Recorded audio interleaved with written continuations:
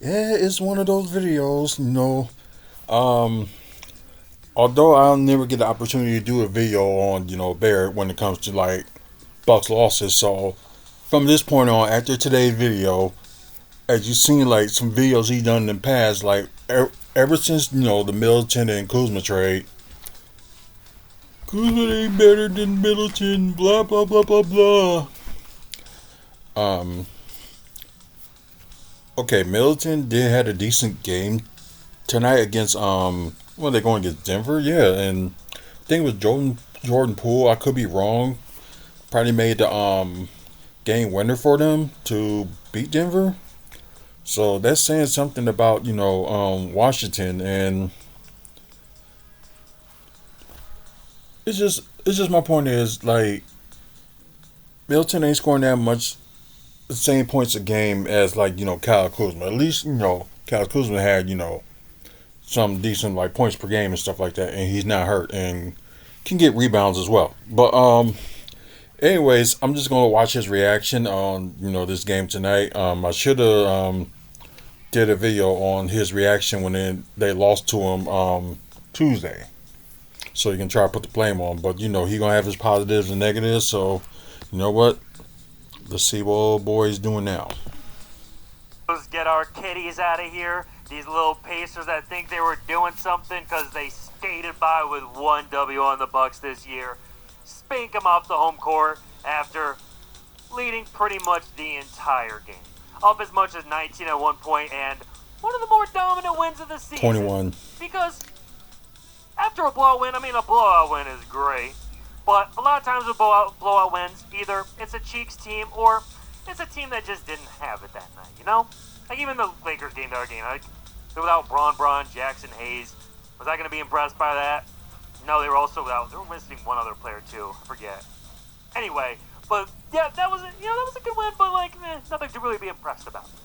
But this is a game where it wasn't even like the Pacers didn't really have it. It was just the Bucks were clearly the better team, pretty much from the very beginning, and got a little bit of help from Miles Turner that just didn't want to hit a wide open three all night. I think he shot 2 of 10 on pretty much all open threes, but still, the Bucks just were the better team, top to bottom. And yeah, 9 players played, and 7 or 8 of them played great. And so when you have that with Giannis at the top, dominating offensively, 34 points on 14 of 19, 34, 10, and 7. The refs were really trying to hoe him, calling a charge when he boomed it on somebody. Yeah, I'm glad you brought that up. If you wanted to do that, Jericho Sims had a poster dunk a few games ago where it was like, by the letter of the law, it was definitely a charge. The defender was set for a good second. But, like, it's an unwritten rule. If you boom it on somebody, there's no such thing as a charge. And Giannis is one. It was 50-50 anyway. They just barely got out of the restricted area. I think it was Neesmith. And he wasn't all the way set to where, even if it wasn't him getting boomed on, I don't know that it was a charge. But for the fact that it was Giannis booming on somebody, it was ridiculous. And Giannis got fouled out with ridiculous calls with guards just throwing their bodies into Giannis. Just ridiculous stuff. But Giannis, other than some bad passes, some bad turnovers, was just too much for the Pacers today. Dame, up until like the last couple minutes, a shaky turnover. Phenomenal performance from him. What was it, 25, 10, and 8? Only finished with 2 turnovers as well. So definitely a great game from Dame. And then everybody else stepped up and did their thing. Taurean Prince, I've really become a fan of Taurean Prince. There was like a month of the season where he was really frustrating me. He was Yep, not he playing good was. defense. He was just like not it at all. But since like the trade deadline and really the All-Star break, that dude is everything I would want a role player to be. He plays defense. Was it 5 steals and a block? Like,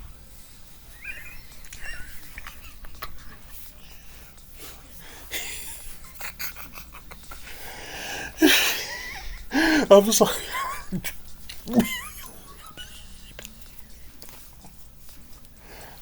I'm sorry. I had to laugh because it was one point he was saying like Torian Prince shouldn't be starting.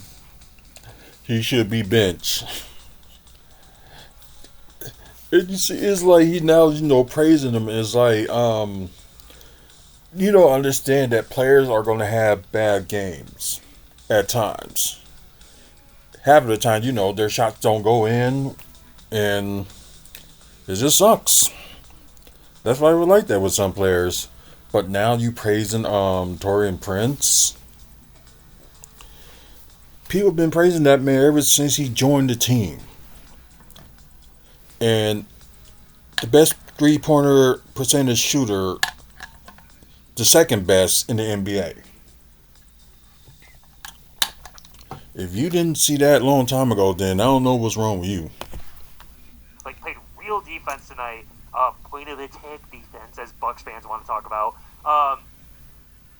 Yeah, doing a good job guarding Halliburton, doing a good job guarding all around, helping, being in the passing lanes, and then just basically, if you leave him open, knocking it down like pretty much every time. It feels like the best catch and shoot player in the league.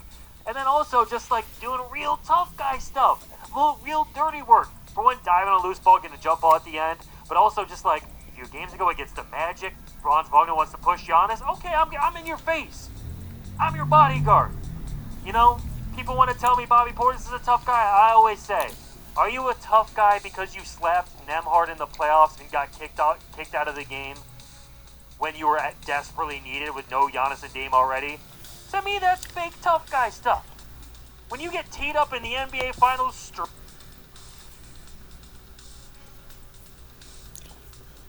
He's going to bring that back up. That was last season and last playoffs. Move on. Riding down the floor because you were mad about a call that went against you. Fake tough guy stuff. Torian Prince is a real dog-eat dog, and I appreciate it. We should start a Torian.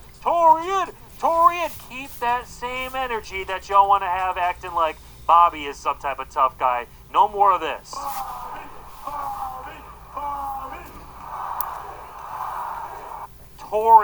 Torian. I'm telling y'all, we'll start the movement now. Anywho, outside of that, Brokeback Mountain, great first quarter, and then he just kicked back for the last 3 quarters, said, y'all got this, had 10 points in 10 minutes, 23 other minutes. I'll get some offensive fouls. A few turnovers. But, not much, but great first quarter, Brokeback Mountain. Outside of that, we'll skip Kuzma. We'll go back to you. We'll save the negativity towards the end. See? Jericho just shuffling. See? I knew he was going to talk about Kyle Kuzma all the time. Because his favorite player got traded. Oh my God. But moving on. Shuffling every day. He's shuffling out there defensively. Really brought some good D out there off the bench. Only 1 rebound, 1 assist. He's not like going to be a guy that does a lot in the stat sheet normally, but as soon as he came out, he only played 11 minutes. Normally he played more than that. So if you want to blame him for not scoring, but have a good plus minus of plus 18, you blame like him not scoring that much or not playing enough. You got to blame that on Doc Rivers.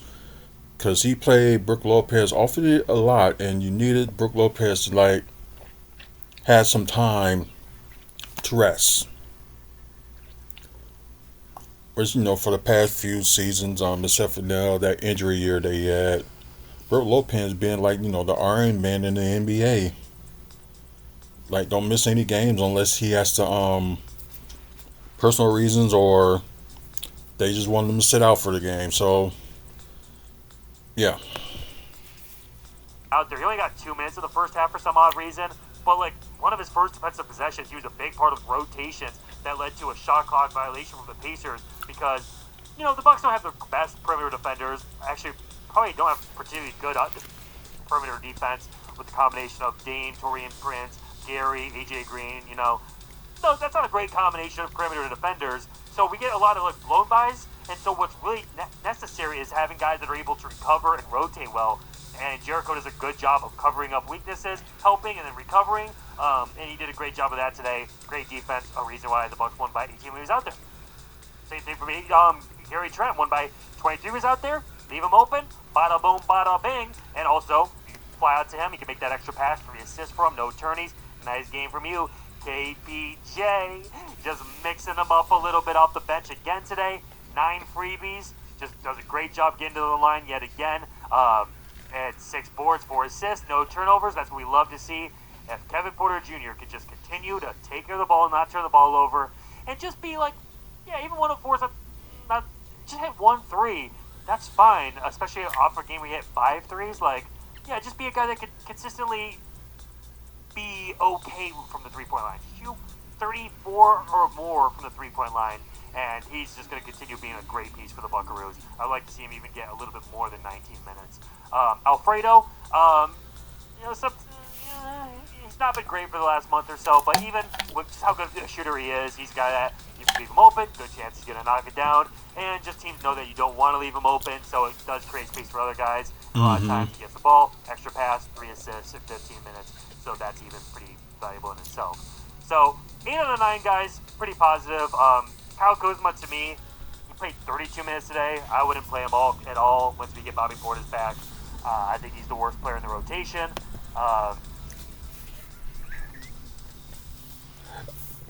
8 points, 8 rebounds, and 3 steals. And you saying the man is horrible? Although, his field goals and stuff like that and 3-point shooting don't look great, but you got to look at other ends of stuff too. 3 steals and 8 rebounds, that's still something.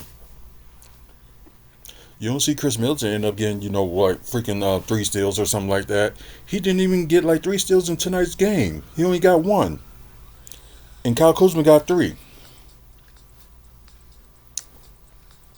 And I think Chris Middleton, he got I think it was 6 or 7 rebounds today, and Kyle Kuzma got 8. You really don't understand basketball. You really don't. You need to get over the Chris Middleton situation and just move on. You really do. He's a decent rebounder, but when Bobby Portis comes back, he'll be a better rebounder than him.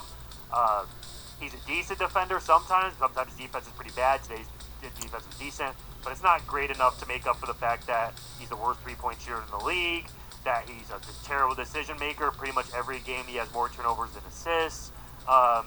Just not a guy I want out there in a big game. Not a guy I really want out there ever. Ooh, I didn't mean to make it that big. Personally, I didn't mean to make it that big, but he only had 1 turnover today. What's your... Just making excuses, that's all. Just excuses. Changes minutes from 32 to 0 once Bobby Portis comes back. But let me know what y'all think. Is that insane? Am I an idiot? Am I a hater? Let me know. Drop a comment, hit that like. Yeah, you kind of are. You still need to let that go and not just looking at, other numbers. There's other numbers that shows differently with what he does. And I think he will never, ever get it. Because his favorite player is gone.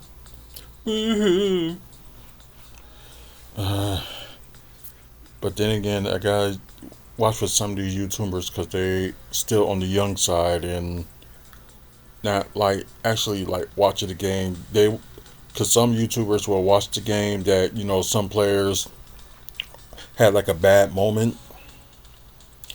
There's times I do it too. I get on y'all and be like, there's times you pass the ball, and then do the same thing with Dame. Ball movement.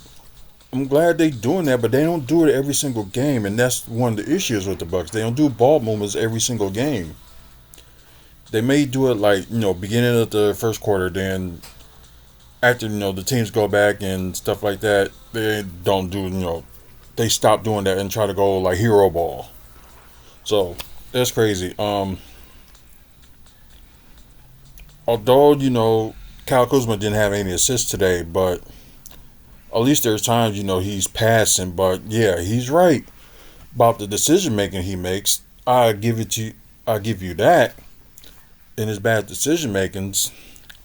But it's good to have a big body that's 6'9" that can give other small forwards problems, or can match up with other power forwards, or can match up with shooting guards, or maybe tall point guards and stuff like that.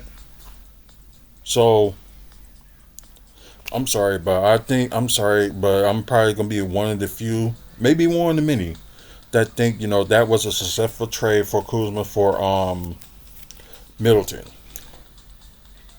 because Middleton's money is going to go up, and Kyle Kuzma's contract, if he really paid attention to it, is going to kind of go down.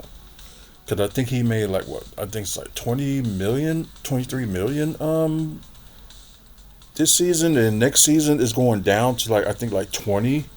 Then I think was it the third year of his contract is like about 18 million. So I ain't nothing wrong with getting emotional about the person you play, but at least think about it well ahead as well. Giannis in my top five and favorite Bucks player of all time, and also my top five in the NBA. So, but there's gonna be complaints about him too. Like I said, I appreciate Giannis is getting better at his mid-range shooting today. Yeah, but like I said, some people ain't gonna like look at that. They just gonna say like, he need to change his game. Blah blah blah blah blah. Go ahead and keep underestimating the Bucks, and they might surprise you. They surprised everybody in 2021, and part of me think they ain't gonna surprise everybody this year. But I said that in 2021, and they end up exceed my expectations, and they overshadowed it with winning the championship to thinking that they was going to lose in the second round. So, and that's probably what's going to happen, because like I think this upcoming playoffs, they probably ain't going to make it past the second round unless well, maybe maybe it'd be a little bit different than when Bobby comes back. So who knows? Maybe they will get past the second round and be in the Eastern Conference Finals. Yeah, some people predict that it'd be Boston and Milwaukee in the Eastern Conference Finals. Well, you never know. Weird things happen. But let me get out of here, guys. I know I'm talking about this man long enough, and also so from this point on, I ain't going to talk about videos when the Bucks lose and talk about him. It's because he's going to do the blame game on like a certain individual, Kyle Kuzma. Anyways, please like, subscribe. Check out his video too if you want to. Or check out his channel on Barrett Bucks Breakdown. He also got a Barrett Lowe show. So I think he's talking about all sports, not just like NBA. But anyways, please like, subscribe. We're trying to get to 1,000 by the end of the year. So if we can get to 1,000 subscribers, I'll be appreciated, and thank you. And we can do more stuff. And before we go, we're gonna have these. Y'all probably don't see this. These are Bucks keychains, kind of like a keychain. We gonna give 2 of those away, and we're probably gonna end up doing that in the next probably next weekend. We're going to start doing that. So just pay attention, and if you want to win one of those, stay tuned, and probably we'll do like a video information sometime this coming week, just to talk about how you can win, or wherever the case may be. So yeah, so we will talk about that very soon. Also check out the other channels. We not only just talk about Bucks content, but we also talk about wrestling content, comic book, movies, and TV news content. And also we talk about developments that's going on here in the city of Milwaukee. If you're interested in that, this will be the channel for you. Like I said, one of the longest reigning channels on YouTube, and also check out over our 2,500 videos and counting. And check out the website, WrestlingFansSpeakOut.weebly.com. Photos, we took wrestlers, photos of wrestling events, also at Bucks events, and also upcoming events that's going on in the Midwest, and some interesting stuff that's going on as well. So get a chance, check it out. I'm out of here. Thank you guys for watching. Until the next video, y'all have a good one.